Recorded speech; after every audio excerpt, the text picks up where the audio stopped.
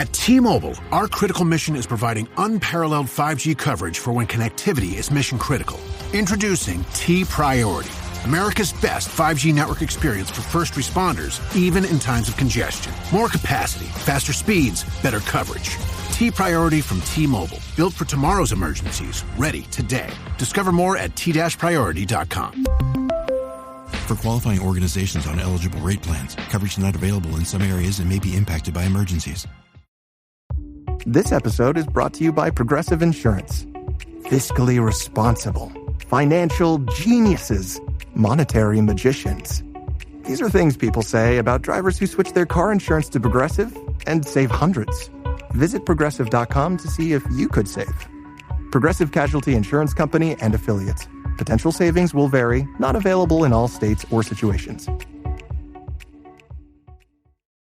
The PC gave us computing power at home, the internet connected us, and mobile let us do it pretty much anywhere. Now generative AI lets us communicate with technology in our own language using our own senses. But figuring it all out when you're living through it is a totally different story. Welcome to Leading the Shift, a new podcast from Microsoft Azure. I'm your host, Susan Ettlinger. In each episode, leaders will share what they're learning to help you navigate all this change with confidence. Please join us. Listen and subscribe wherever you get your podcasts.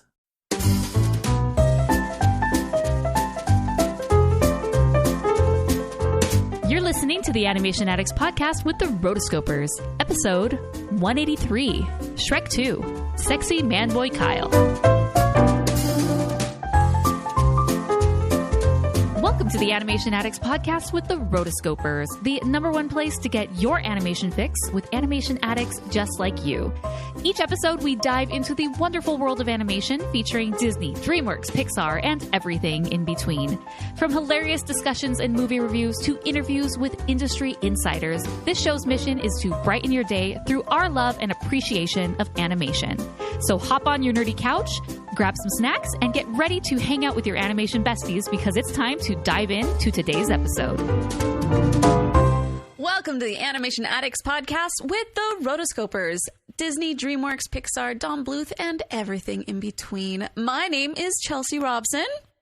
And I'm Morgan Stradley. And we are so happy to have you join us today as we go back in time to talk about Shrek 2.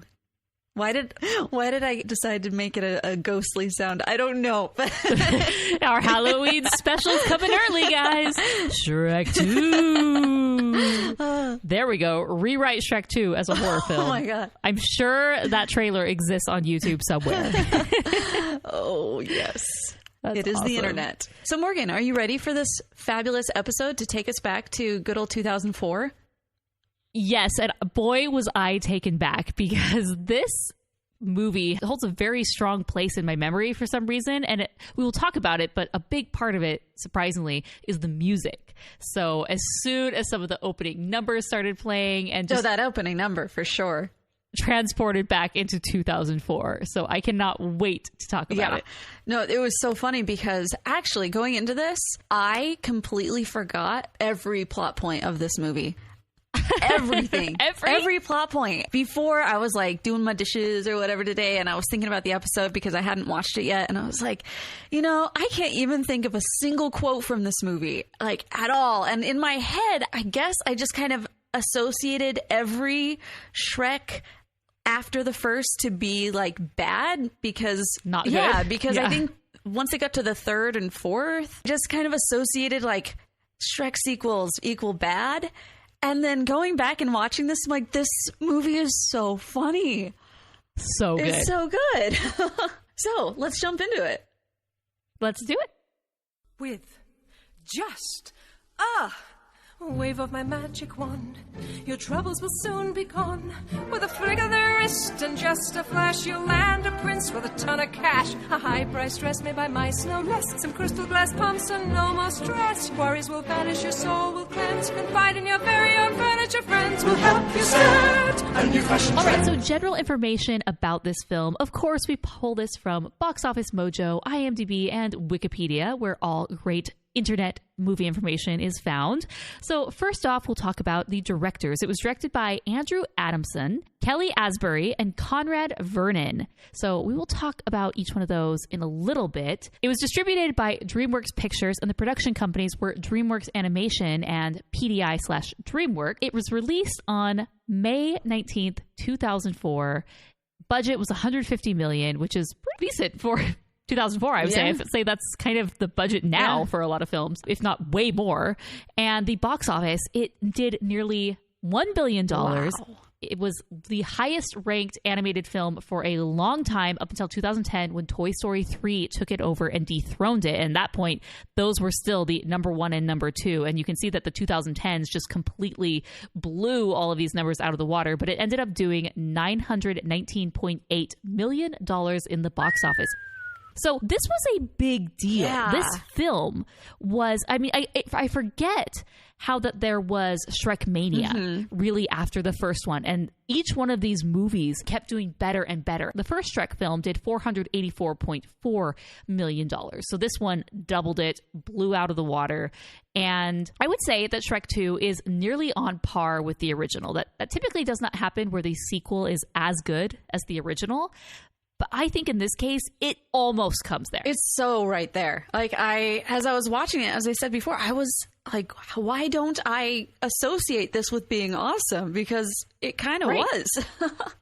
So I wanted to talk about one of the directors, but according to my research, I wanted to look him up because I'm always interested in the careers of these animation directors, because sometimes they have these megastar careers where they just keep going hit after hit after hit. Sometimes they're kind of a flash in the pan where they're typically it's when the movie does not do well, where they're given a chance and then it's like they pull them back like, okay, well, we're not going to try that again, you know? So I wasn't super familiar with this guy. So I'm like, okay, Which one? Andrew Adamson. Okay. So I wanted to find out what he was all about. And it turns out that he is actually the director of the original Shrek. Shrek itself was based on a children's book, but he basically was the one who was the writer and director along with a few other people, but he was credited with kind of creating the characters in the DreamWorks universe as we know them. So if you look on his IMDb, he has quite a few producing credits, writing credits, directing credits. He started out in the visual effects world as an animation supervisor for things like Batman Forever and Batman and Robin. You know, he worked for PDI, which basically was kind of the predecessor to DreamWorks. It was known as Pacific Data Images, and it was just a computer animation production company that was bought by DreamWorks. So that's why they're kind of associated. PDI and DreamWorks are the same. Now you don't really hear much about PDI, although they have been doing films up until 2015, and they eventually closed in 2015. But he started his career in PDI, so they were doing special effects for all sorts of movies. And then obviously when they were bought by DreamWorks, then he moved into the DreamWorks world. And so his first directing credit was Shrek. But the thing that I thought was so interesting is he gets all of this uncredited work on all of these different Shrek kind of spin-offs. So there's Shrek the Halls, which was a short for TV, and he is credited, or technically uncredited, but it says based on the characters created by. So he wasn't even credited in the credits, but on IMDb, they throw that back in and they say, no, you're uncredited, but these are the characters that you created. Okay. I mean, adapted, I guess. And so anytime there's one of these little, Shrek Forever After or Donkey's Christmas Shrektacular, we should check that one out one day. Shrek's Yule Log. I mean, really? Shrek's Yule Log? You know what that is. It's basically... Yep. Yeah, so... We're just going to watch it burn, baby. So anyways, I just thought that was kind of interesting that, hey, good on IMDb for giving him this uncredited credit for creating these characters. But he went on as a director and continued to direct quite a few things up until 2012. It seemed like he sort of peaked in 2012. I don't know if he's necessarily still in the industry, although it does show him as a executive producer for a short, and he's going to be working on the newly announced Curious George movie. So he's been in the background after 2012, but he continued to direct quite a few things. He then moved on after Shrek 2, moved over to the Chronicles of Narnia series. That's cool. So he was the director of the Chronicles of Narnia, The Lion, the Witch, of the Wardrobe, Prince Caspian, and then a few other things since then. So anyways, this is a guy I'd never heard before, and I just, decided to dive into the IMDb to check out his history and what he's up to now. So we should look for him in Curious George because he's the producer, and I believe he was listed as writer, director, and producer. This guy likes to do it all. I mean, if he can. Can't just hand it off. But that typically is the way with a lot of these directors. They very much are involved in the story writing process. So they obviously a lot of times do get a writing credit. Right. Well, and also you look at a lot of the movies that he's done, and they're like the ones that he's done have been really successful. So it's cool that I didn't realize that Shrek in general was adapted after a book. And so he's had, for him to move from this over to The Lion, the Witch, and the Wardrobe and the Chronicles of Narnia, it's like, oh yeah, you've done this before. I can do adaptations. I can do it. Too bad Disney did not have faith in the rest of the series and didn't continue the Chronicles of Narnia. But that is one that's due for a reboot. Yeah. Speaking of, that would be great. Cool. Since, Disney loves to just reboot everything these days. You'll see it on Disney+. I'm just looking at some of the other directors. So for Conrad Vernon, he was director number 2. So there's 3 directors. So we'll give you a very basic on this one. He's done lots of DreamWorks stuff. From... he was on Shrek. Oh, he was the gingerbread man voice. Yay! I know, that. But... It's like, if I'm ever a director, which will never happen, but if I were, you better believe I would find a way to sneak myself into a little mini role. But that's actually a pretty significant role. Clearly, I don't know the story on that one, but he had to have been a temp voice, and they just loved it so much. They're like, well, you are our gingerbread man, or Gingy, as they call him in this movie. Well, I think also because you can check out, Mason did an interview with another voice actor who did pick number 3, my lord, in the first one. And he was the guy who actually made all the cuts and as one of the main editors of the film. And so you check out episode 89 of the podcast, and that he kind of talks about how anybody who's just there when they're making all of these voices ends up doing lots of temp voices, and then they just keep them. And then that's how he got the several voices in that movie and several others, and then also in Madagascar. So Conrad Vernon, he did Shrek 2, then Madagascar 3, Europe's Most Wanted, which I actually really enjoyed that one. Addams Family, and I also enjoyed that one. And then Addams Family 2 is 2021. So he's done a lot of voices though. If you look at his acting thing, it's like everything. So he's just like. Nice. Everybody's just, you just realize that everybody's just kind of hanging out in the studio, and they're like, need people like, you did a good one for this one. Okay, come on over. We need somebody to do the voice of Mason in Penguins of Madagascar, and Advisor Hawk for Monsters and Aliens. I mean, just funny. But then also the third one, I did an interview with Kelly Asbury, and that was episode 171, and when I was getting ready for that one, it was just so interesting because he I don't remember if this was just what I learned about him or if this was something that I talked to him about in that episode, but he basically did the same thing. So he started out with Spirit, Stallion of the Cimarron, and then he did Shrek 2, and then they kind of moved him over to other he went to other studios.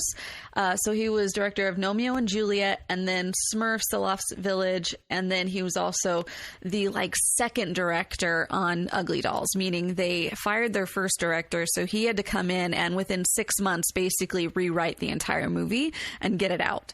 And the whole story on that one, it's I wasn't a fan of Ugly Dolls. After I saw the movie, I was like, okay, there's a lot of issues with the plot and everything. But then when I realized what he he basically had to throw it all together in 6 months, I was like, you know what? Hey, good on you. Mad props. Mad props. But he's a really fascinating guy too. He's done a couple different interviews on Cinema Blend where he talks about what it's like to be the director of a flop. I was like, oh. But as far as hey, directing is a job. You go in and you're like almost any other person, like you have a very particular set of skills. And so you end up having to, you find different jobs that go for it. But he's like, just how he looks at the whole thing. He's like, I'm not, say like, I basically, you do what you got to do to be able to, make money and whatnot. But it's really fascinating to kind of like see, because we end up, I mean, he's, director on Shrek 2, which we both agree is a fabulous film. And then you have, other movies where he's like, well, you have some that are going to be great and you have some that aren't. And you just have to kind of take it where he goes. And I think being able to look at both sides of somebody's career, like, and as a whole picture, and like see different things that they learn along the way, like, it's just fascinating. So definitely look him up if you gotta. He seemed to have a good attitude about it, all things considered. Yeah, no, he totally does. Well, speaking of doing voice work, he also did a few other things in this movie. He was Paige, like a page, Elf, Nobleman, and Nobleman's son. Nice. So again, more temp voices. But Right. Hey, we already have you on to pay. So this is already pushing up towards $150 million. Right. We can't afford to pay a voice actor, so you got it, Kelly. That was actually a question I wanted to ask, but I didn't. I was like, did you get paid union fees for these things? Oh. Next time, yeah.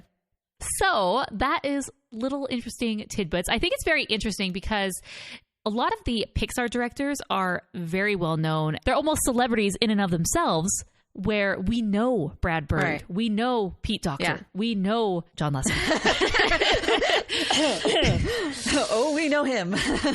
We'll talk about that another day. We're not opening that can of words. But each one of those guys, Andrew Stanton, we know all of these directors, and they have this cult status among the studio because they started with the studio. And DreamWorks likewise was a studio that's had been around more or less the same amount of time, but their directors aren't as iconic, maybe because they moved to other studios fairly quickly or whatnot. But I just think it's interesting to compare and contrast kind of the DreamWorks directors and how, their celebrity status versus the DreamWorks directors. And I think just part of that just has to do with just the Disney Pixar culture and fandom. There's just such passionate fans, particularly Pixar. If you are a Pixar fan, you know everything about Pixar. This is true. Yeah, so I just thought it was kind of interesting that we got to dive into the history of those three men. I guess this was our mini couch discussion for today. DreamWorks. Experience a progressive lens engineered with AI from Essilor, powered by individual measurements of your visual behavior. A lens personalized to you by an Essilor expert. Discover Verilux XR Track and enjoy instantly sharp vision in motion and seamless transitions from near to far. Find your local Essilor expert today at Essilor.com. Directors. Until next time. Halliday presents, in the red corner, the undisputed, undefeated Weed Whacker Guy. Champion of hurling grass and pollen everywhere. And in the blue corner, the challenger, extra strength Halliday. Eye drops that work all day to prevent the release of histamines that cause itchy allergy eyes. And the winner by knockout is Halliday. Halliday, bring it on. So she said, what's the problem, baby? What's the problem? I don't know. Well, maybe I'm in love. Think about it every time I think about it. Can't stop thinking about it. How much longer will it take? So when this movie first opened up, it had this montage with the I'm in love, I'm in love. And I was like, oh, we're here. Oh my gosh. And every moment, every cut, I was like, this opening montage is amazing. And I forgot once again how good it is. Yeah, why don't I remember any of this? Like, not a single thing. It's really interesting because this CD, I owned this CD. Okay. And I remember listening to, this was during high school for me. And so CDs were a big thing. We all had our little binder of different CDs. And I remember when this came out, I remember listening to it the summer of 2004 over and over and over again. And so as these songs were playing them, they almost, I definitely remember them from the movie, but they had even stronger of a hold on me just because of how many times I listened to them over that summer. So Accidentally in Love, that's the first opening number that you're talking about by the Counting Crows. Holding Out for a Hero, that introduced me to that song, and that is now a favorite of mine. It's done by Frou Frou, but I like the original so much better. But it's perfect in the movie, and just that montage that they do during that. Changes by Butterfly Boucher. Obviously, that's a David Bowie song. He did the background vocals because he heard the song and liked it so much that he's like, hey, I'll do the background vocals on this, which is pretty cool for an up-and-coming new artist. And that introduced me to David Bowie, and now I absolutely love all of his stuff. So Dashboard Confessional, I mean, that is hitting the nail on the head for 2004. It really is. As Lovers Go. Funky Town, you got to throw an old 70s classic on there. I'm on My Way. I Need Some Sleep. Living the Vida Loca. Yes. Yeah. So give me a little Ricky Martin, please. Yes. So this movie starts off basically very soon after the last film. They are married. They just got off their honeymoon, and they're starting their life, meaning they, Shrek and Fiona, in the swamp. And they are perfectly, blissfully happy. And that opening montage really does set the stage for everything that they're kind of doing in their life and how in love they are. So I thought that was a really great way to bring you back, because the very first number and the opening to Shrek is iconic in itself as well, because that is the Smash Mouth All-Star song, which, man, this makes me want to go back and watch Shrek even more. We're setting the stage, and immediately there's all these really pop culture references which made Shrek so iconic. And, is it going to date it? No, not really. And they jump right back into that, where this movie is funny. We have tons of pop culture references, from the very beginning. I definitely noticed that almost scene for scene, shot for shot, when they're doing the rings, it's like Lord of the Rings, when he pulls the ring out and then it goes into the sky and it lands on her finger. And then, of course, the elven scroll, instead of what it says in the movie, it says I love you. And so that happened within the first few minutes, and immediately I'm like, yes, I am here for all of this. I think this is great. And it, here we are, probably 20 years out from Lord of the Rings and the original Shrek. Wow. Don't say that. Yeah, about that. But this didn't feel dated. Like, even though I think because those were pretty timeless references now, I think Lord of the Rings is timeless and iconic and a classic. I need to do another. There still were a few things that maybe was like, okay, I mean, Starbucks is still around, right? Yeah. There's that moment when he looks up and he sees, later on, just because they have all these throughout the whole movie, but in that opening scene specifically, I'm thinking they're running to each other on the hillside, and then all of a sudden you see the town folk coming out with pitchforks and everything. I'm like, oh, this is great. I like this. No, every little bit. And that was one thing that through the movie, they have all of these references everywhere. And I just wanted to be a part of the group that said, hey, can we add this somewhere? Because that would be cool. I'm sure that they have this committee of people that just go and watch movies to be able to say, okay, this is kind of iconic. Let's copy that. Or let's spoof this, I think they're such film buffs and movie buffs that you just know. That's true. That's your life, right? But that's part of it is that is their life already, but that's why they have this job, so that they can have an excuse to go back and watch every movie. I mean, that's why we do this, right? So I guess we have our own committee to go back. Yeah. So very quickly, we move where we're having to set the stage. We're having to go to Far, Far Away. And there's some funny moments as they're traveling. And I like just the 100 miles to Far, Far Away. And then it was 50 miles to Far Away. And then 10 miles to away. just great little gags like that. And then, of course, we have to bring Donkey back, because what would a Shrek film be without Donkey? Initially, I read that they were planning on having Dragon be a part of it too, and they were going to introduce her pregnancy, because they kind of allude at it throughout. Obviously, it's like, oh, she's not feeling well, she has mood swings. But apparently in the screenings, Dragon was introduced early on, and she had those mood swings, and it was actually pretty scary and scared children, so they just cut it. And I'm like, okay, good move. Dragon mama. So he's definitely the third wheel. It's kind of like, why are you here? Okay, yeah, sure. But they have to go to because the parents have introduced them back into the world. So, that was a question I had, is like, how did they know that she was married? And then how did she know, like, how did they not know who she married? Yeah, because it's unsure, but again, to move the plot along... the plot demanded it, okay? They even sent it to the right place, which is the swamp. Right. Yet are shocked when she's not only an ogre herself, but she is married to an ogre. And I really liked how they introduced Prince Charming, as he, during this entire time, was on this quest to find her, through the hot weather and through all these, he has his own little monologue that he says about it. But he gets there and it's Big Bad Wolf, essentially. Sitting there like, what? I'm just squatting. It's fine. Everybody does it in this world. So it introduces that, yes, there was someone for Fiona. He just got there a bit late, probably a few weeks too late, unfortunately. But I had so many questions about this. So clearly they live in this fairy tale land. There's fairy tale creatures all around. People having curses and things like that happen to them is just very commonplace. I mean, you have Sleeping Beauty and what happens to her and the poison apple. There's all these references to magic and curses.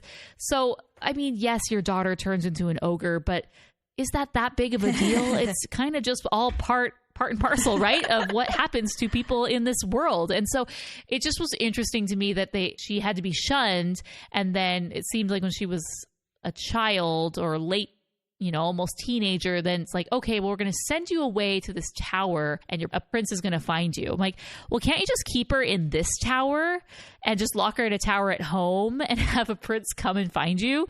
I didn't understand why she had to be banished other than for dramatic effect. Yeah.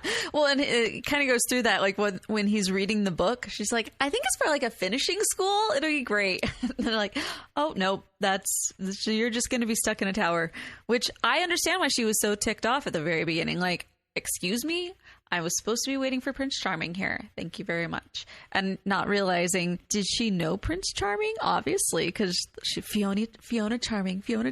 All these years of planning, wasted.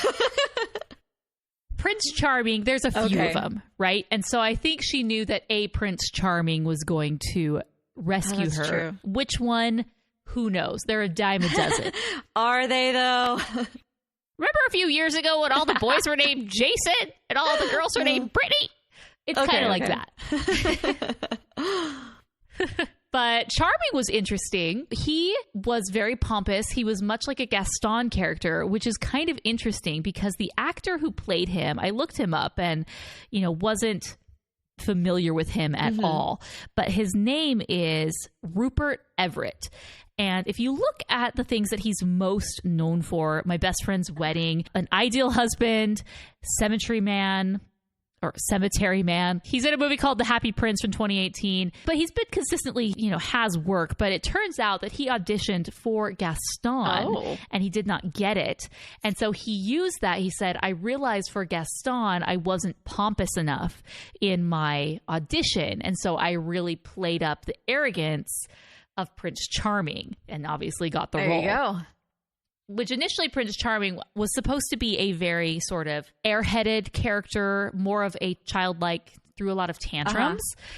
And that got real old. And so they just made him a bit more pompous, but not a complete buffoon, spoiled child brat. He definitely had the spoiled brat thing going. And, Prince, he can't even fix his own hair in the back. Well, he just has these moments of, Well, you have the overbearing mother, right, who just completely helicopter parents, I guess, where they don't allow the baby to fly away from the nest and they just do everything for the kids.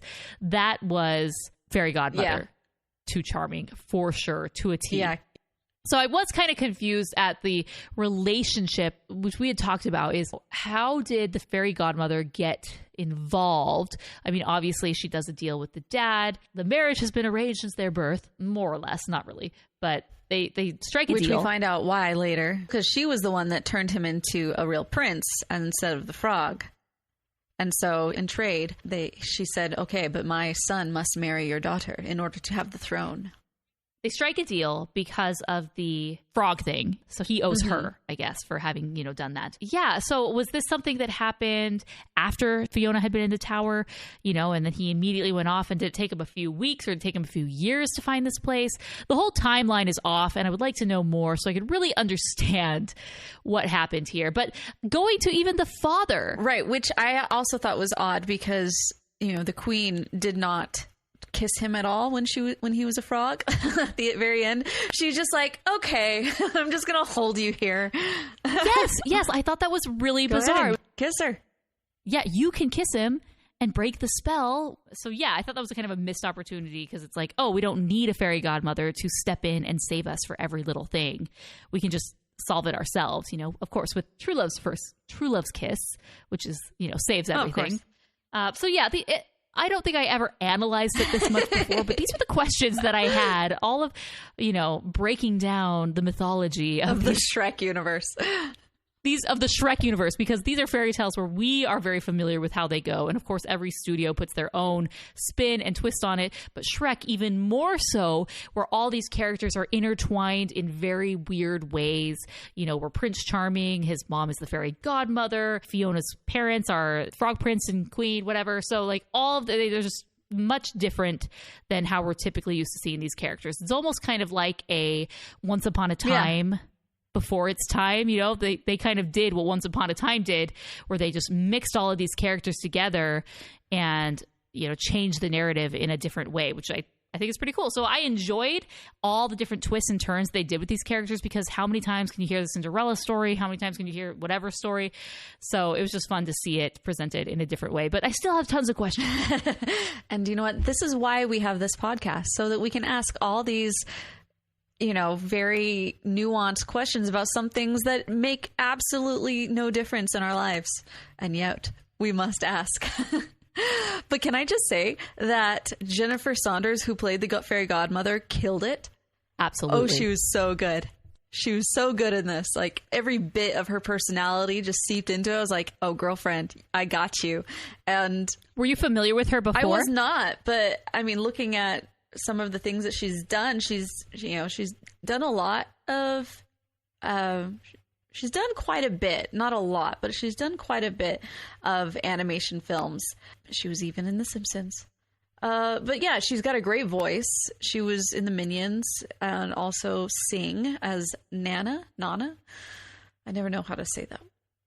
I absolutely adore and love her song. The opening song, which is the fairy godmother song, with just a wave of my magic wand, your troubles will soon be gone. With a flick of my wrist and just a flash, you'll land a prince with a ton of cash.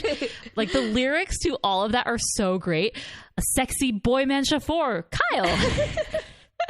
That was so funny. And then banish your blemishes, tooth decay, cellulite thighs, they'll fade away. Nice. Oh, and what the hey? Have a Bichon Frise, which that takes you back to 2004. If you remember around this time, that is when a Bichon Frise won the National Dog Show and kind of put Bichon Frise on the map, where it stayed for quite a while, but, has definitely succeeded, I'd say, to the Golden Doodle, which is not recognized by the AKC. But yes, it was a hot dog at the time. Ooh, hot dog. Hot diggity. That part was really funny. Oh, so good. And her voice was great, too. Who did the lyrics for that? Who did those lyrics? I loved how afterward, where she was like, no, get out of here, everybody. And then all of the furniture are just like, I don't like her at all. Ew. Yeah, totally stealing from Beauty and the Beast. Okay, so there's a few lyricists for it, but it was Walt Dorn, David P. Smith, and good old Andrew Adamson had to get himself in there. Nice. Like, you know what? I know what we need for this. So So that is the only original song that was created for this movie, but to me always really stood out. I thought that it just had great lyrics, great tune. It felt like it could be a Disney song. It was definitely parodying a lot of the other songs that you had seen in Cinderella and any of these classic Disney fairy tales, that, you know, putting its own Shrek twist on it, which, like I mentioned, Kyle Kyle was freaking hilarious. The fact that it had this like sexy man boy. Come on, Kyle. We'll just say man. Just to keep it clean. Oh, well, not clean, but never mind. Reverse. With this sexy manservant, Kyle, who just kept reappearing, and I love that he had like this rhinestone Kyle on him. It just, oh my gosh, it was perfect. I mean, I should go through all of the lyrics of that song. Probably the pool boy as well. We could laugh. Yeah, exactly. Well, she calls it a man boy, sexy man boy chauffeur. So okay, it's cool. Hey, if that's the title you're gonna put on your business card, more power to you. Speaking of titles, I think we got our title. Along the way, they have Donkey in here, and everyone's fine with having Donkey in there because, after the first one, you just get to the point where you're like, Donkey, he's just part of the film. And you can't do this without Eddie Murphy. You just can't. And so moving on, when you finally get to meet the beautiful Puss in Boots, I was just like, yes, Antonio. He did a great job. And he actually did the voice of Puss in Boots for the Latin America releases. Of course he did. I think the Spain and Italian. Oh, nice. Yeah, so he is very talented and multilingual. Well, because he's a Spaniard, and I lived in Spain for a couple months after high school, and I was doing a study abroad over there, and we would go around and take a look at all the museums that they had. We decided to visit the Wax Museum, and the funniest thing about it is they have, all of the world's biggest, most famous leaders, and then you have some random Spaniard guy that only people from Spain know who this is. And then you have Antonio Banderas everywhere, and he's like one of the biggest stars in Spain because of that. So everyone loves Antonio. Speaking of Puss in Boots, he didn't have a huge role in this. Based on how well received the character was, I kind of remember him being larger than life. I remember that, those big doe-eye moment, the sad cat face that he does, just taking over the world and being everyone thinking it was so funny. And he definitely has a decent role in this, but it wasn't to the extent where you're getting your own spin-off movie. I think it was just those cat eyes, that just like, yes, give me more cat videos.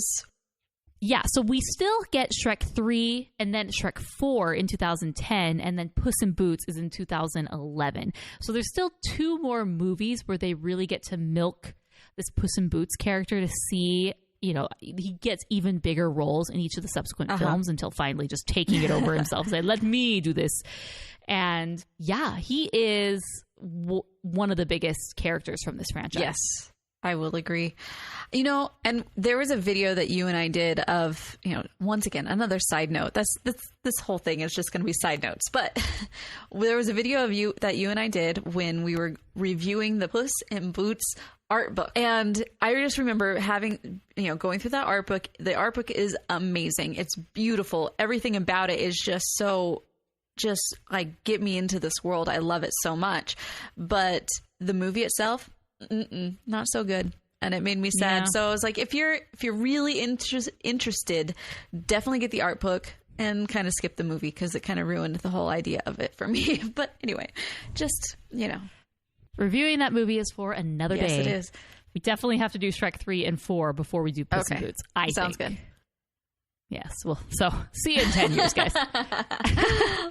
Unless you become a patron and help us reach our goal. If we get enough patrons, we will start doing the podcast weekly, which means we'll churn through these movies faster and finally get to all the amazing movies because there's just too many amazing animated movies. So if you're interested and you would like to check out our perks, we have a ton of them. You get so many goodies when you join. Go to rotoscopers.com/patron. Do it. So at this point in time, after Puss in Boots comes in, I wrote in the notes that I'm like, I'm having so much fun with this movie. And I'm just like, wow, I can't. And I'm also having these moments of where I'm remembering the very first time seeing this and also remembering that I really enjoyed it.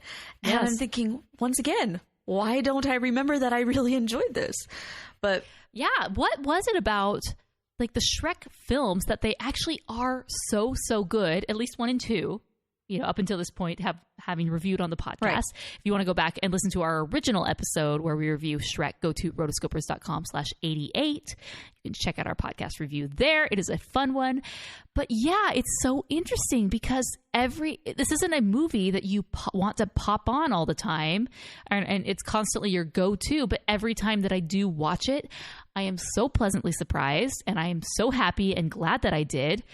I'm just very perplexed as to why it doesn't hold a stronger place in my mind when it comes to, hey, let's watch a movie, one we've probably seen a million times before. What do you want to watch? Like, why is it always revert to Disney Pixar versus some of these really great DreamWorks films? And DreamWorks has a fantastic catalog and completely set themselves apart from Disney and Pixar. And, you know, they have really, really great franchises.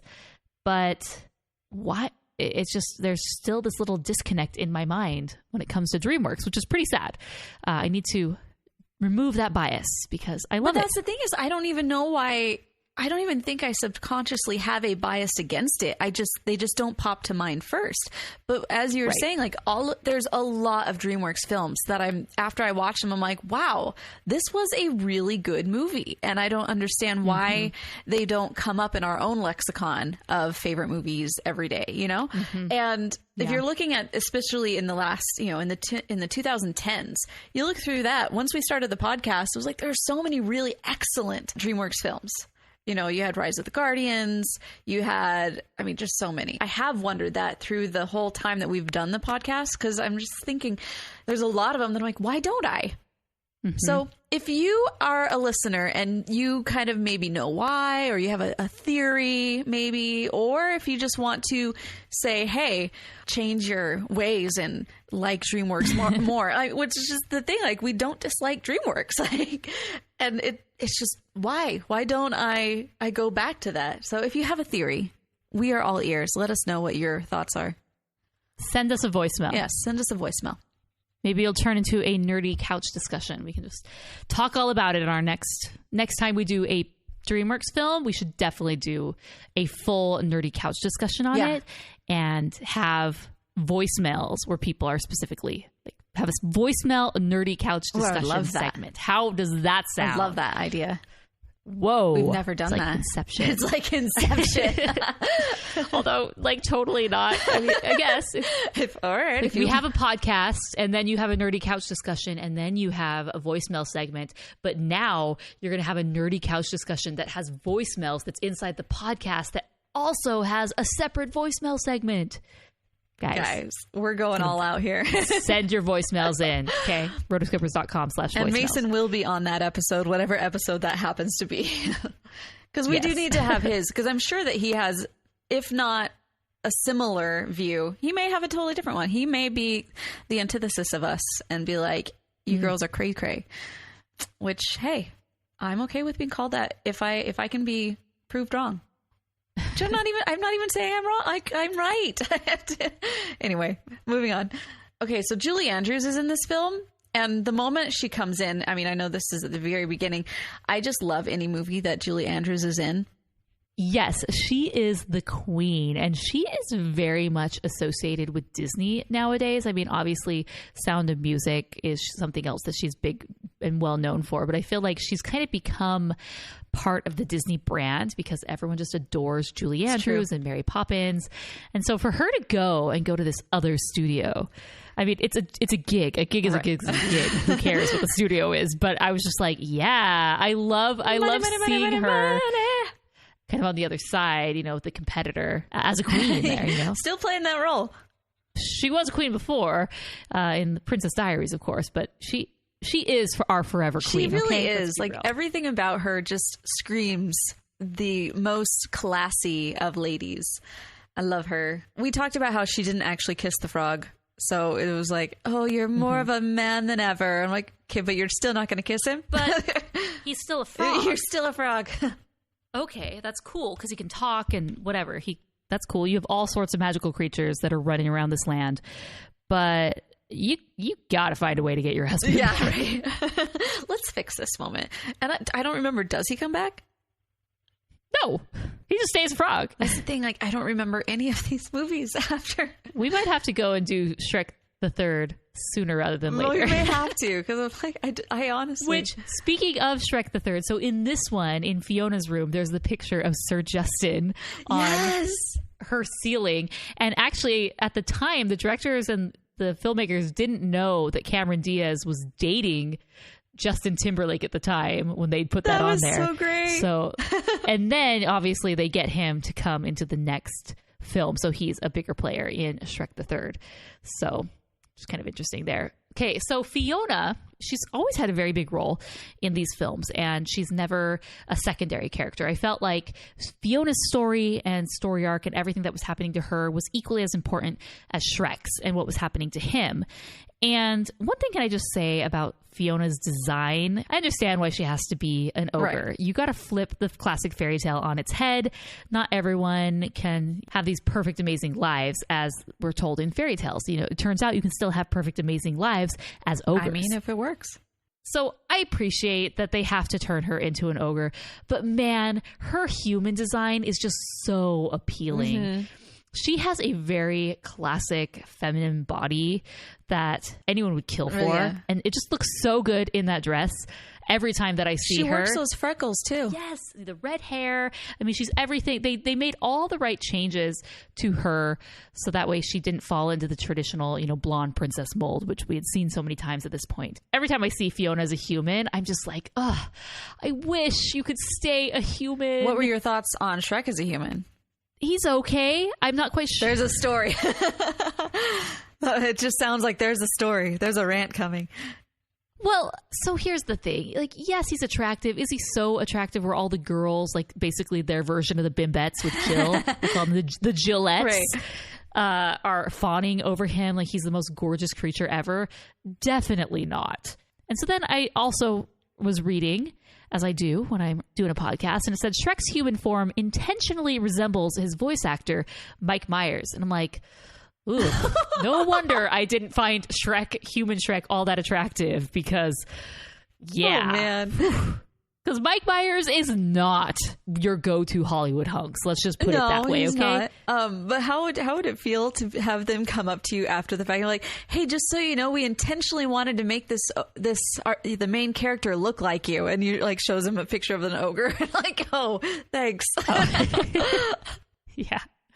Well, I mean, yeah. So, like, I guess the human form is supposed to be super hunky. I mean, like, he's kind of burly. He's not your traditional slim, slender prince build. He's a little bit more burlier. He's a man's man.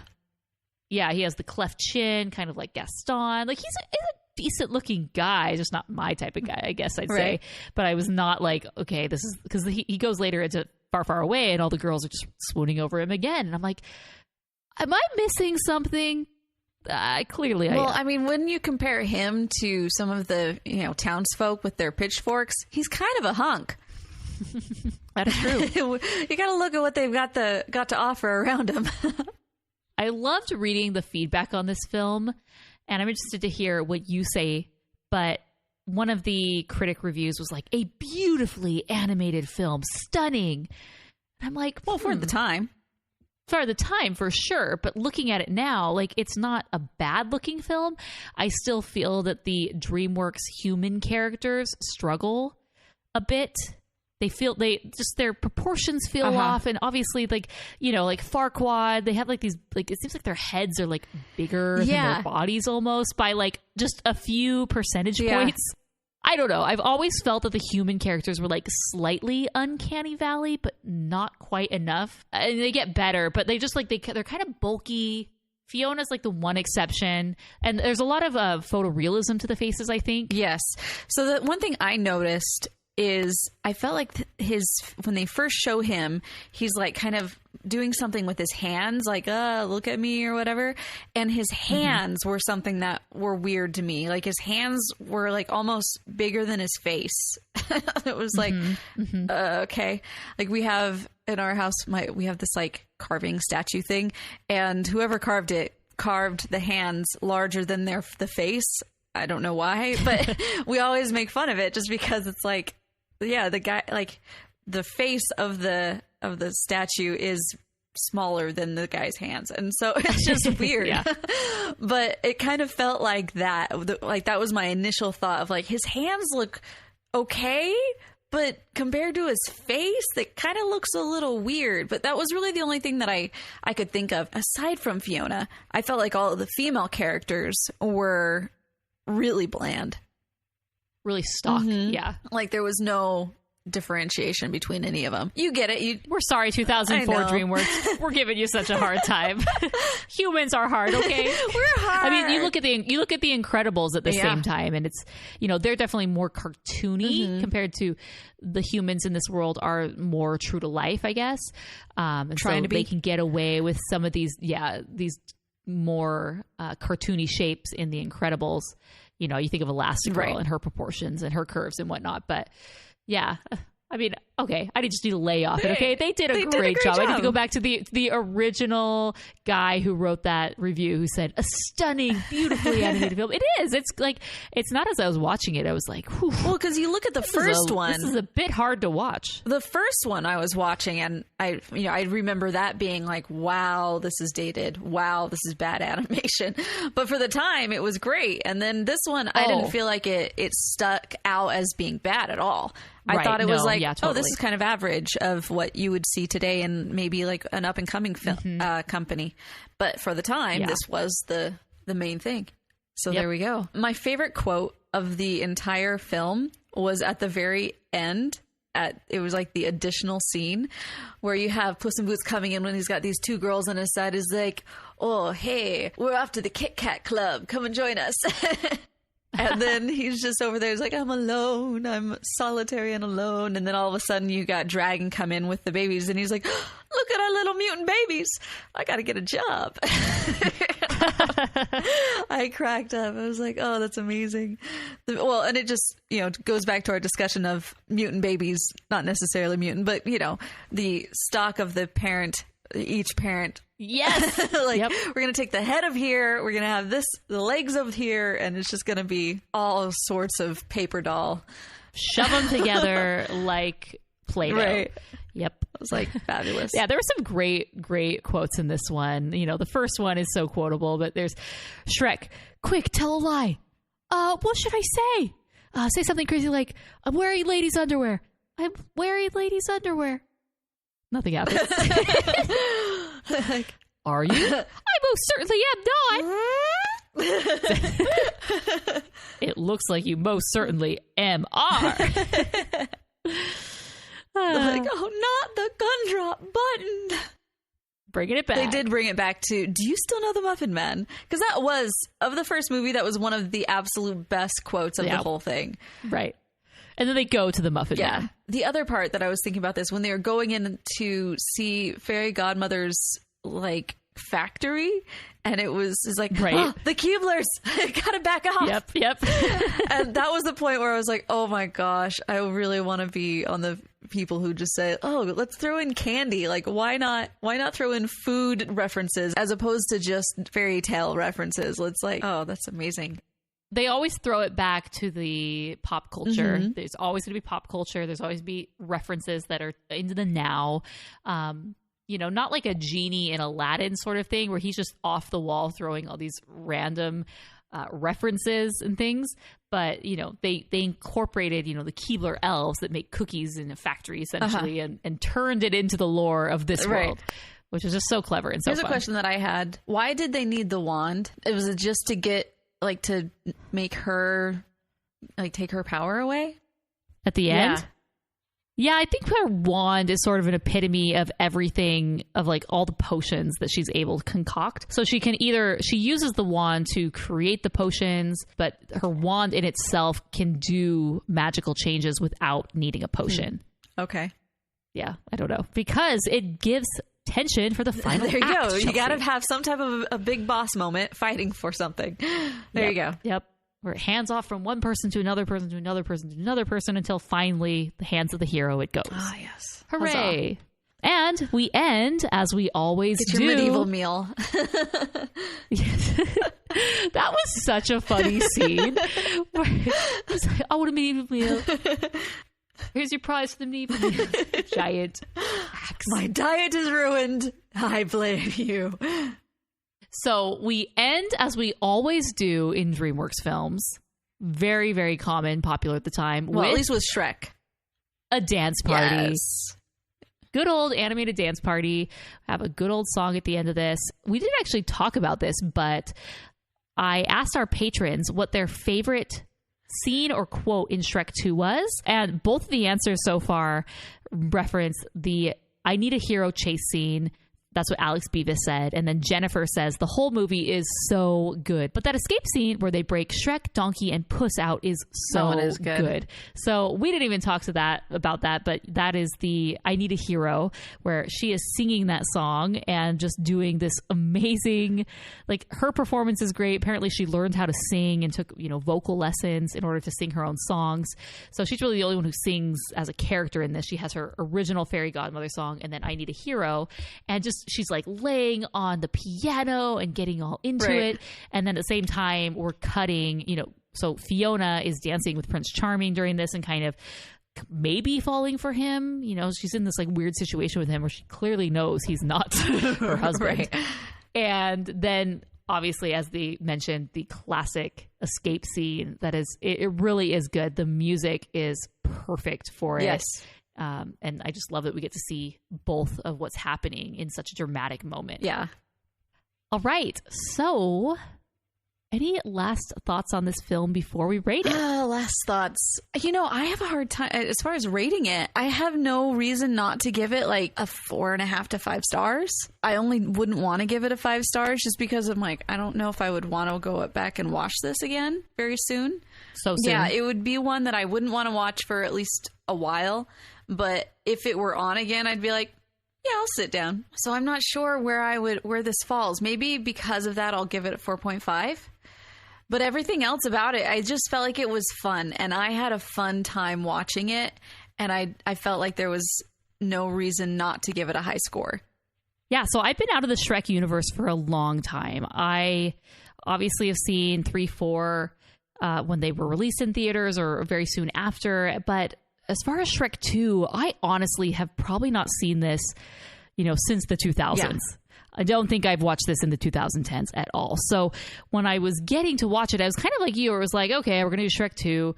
And even though I know that Shrek is so good, and obviously have seen this movie plenty of times, and this is also so good, I don't know why there's this mental block with me, which we will talk about, I guess, on a future episode when we're talking about DreamWorks. But as soon as the opening number started, even before, as soon as the DreamWorks credits started with those balloons coming up, I was like taken back to a very happy time. And the opening number starts and things are just funny right away. They're clever. They're hilarious. And the music is great. So that's bringing me back. So, great jokes, great storyline. I felt that it was very unique. It had obviously lots of pop culture references and plays on classical fairy tales that we know, but it still felt so original in every aspect of it, where I wasn't bored. I was excited to see where this is going. I was really invested in the characters. They've done a really, really great job in making us care for Shrek and for what he is and who he stands for and all of that. And then Fiona, like really developing her backstory even more to help us realize that this, she has her loyalty to her family, but then also to Shrek and follow your heart or follow, your duty, all these things. And they just expertly crafted those all together. Had a great villain, had a hilarious semi-villain in Prince Charming, I guess. And I loved every minute watching this. I really do love the Shrek franchise. It deserves the millions and billions of dollars that it has made for DreamWorks. And I understand why they kept going back to this cash cow over and over and over again. So with that, I'm going to give it 4.5 stars. All right. Now, why did you not give it the 5? I think I probably gave Shrek a 5, and there's something magical and almost intangible about a 5-star for me, where it. And this just didn't quite have that 5-star touch. So it's probably a 4.75, but I'm going to give it a 4.5. Yeah, I would agree with that. I mean, because I'm thinking like, if I liked it so much, why am I not giving it a full 5? And then I'm like, well, it's probably because I forgot about it completely. And a 5-star movie, I don't forget about. So I think that's why I'm going to do that. But anyway, there we go. What do you rate it? Let us know on the comment section of this post. You go to rotoscopers.com/183 and let us know. We want to hear you. I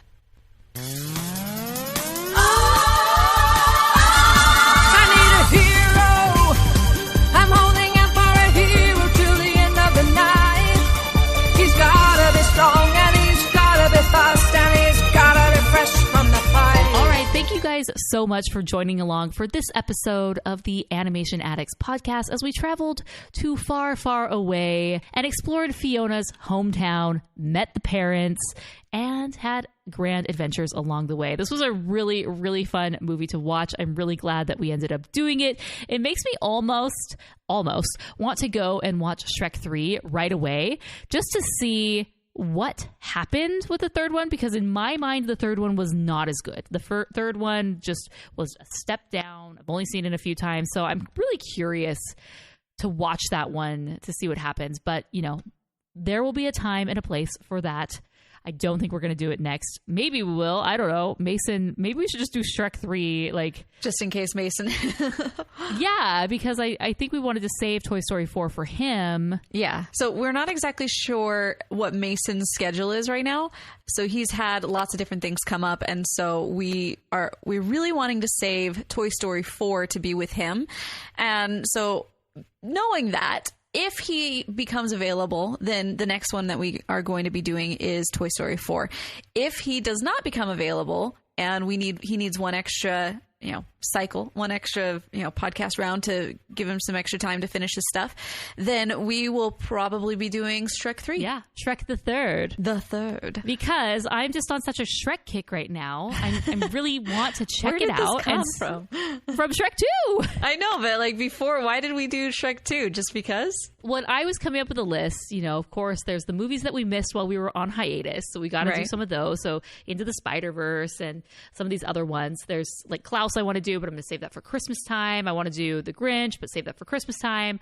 Okay. And then, what are some of the other Disney Pixar movies that we missed? So, okay, those are filling all the slots. And now I'm like, okay, are we just a Disney Pixar podcast? No, we do other things too, but we haven't gone back in time to do an older film. So I just said, okay, what's a DreamWorks film from a while ago? And Shrek 2 came to mind. So I said, hit it. And here we are. Here we are. And now we're back to back Shrek 3, Shrek the Third, which possible. I am very excited to do, surprisingly. I'd like to see what it was that made me forget about every other Shrek. Because I think that might have been why. I don't know if I ever saw the fourth. Because I just always remember being kind of very irritated that they kept coming out with more sequels. Well, it's like the Ice Age thing. Yeah. Them and Blue Sky had their main hits that they just kept. This was before sequels and remakes were really a thing. Like, sequels are a thing for Disney, but it was always home to video. So it was like a different level. We're pretending that it's, and so the fact that they just like kept coming back. But let me stop myself right there. We will talk about this if perhaps our next episode is Shrek the Third. So send us your voicemails.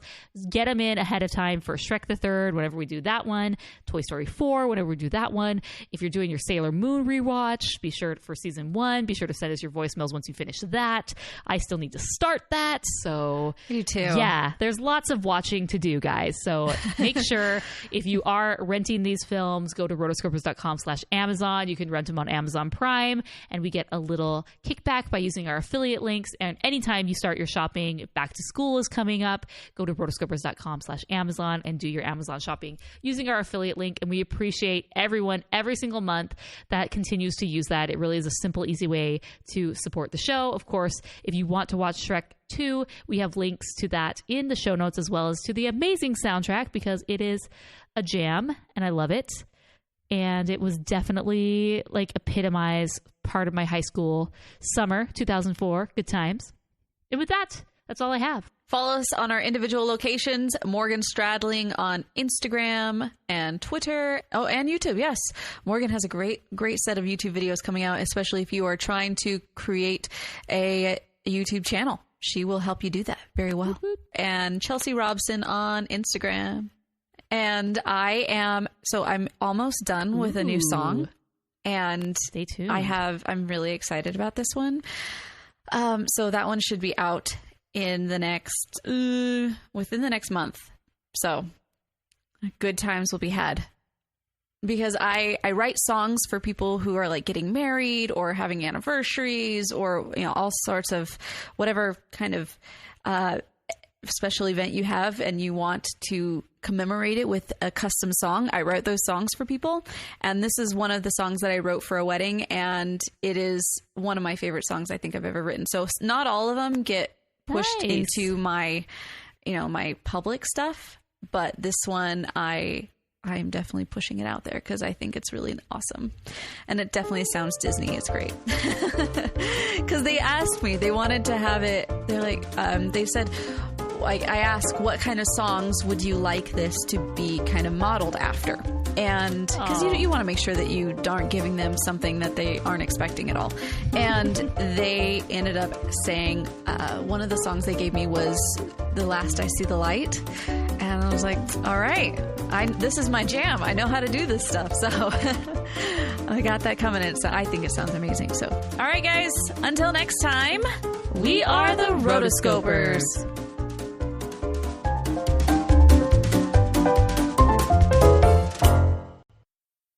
It was directed by Andrew Adamson, Kelly Asbury. No, Asbury? Asbury. Yes. Kelly Asbury and Conrad Vernon. Studio is DreamWorks Animation. Also another... Okay, the studio... Where's the distribution? Okay. There was a video of you and I did when we were reviewing the Puss in Boots art book. Yes. An Ideal Husband, Cemetery Man, or Cemetery Man. It's a little different. I'm like,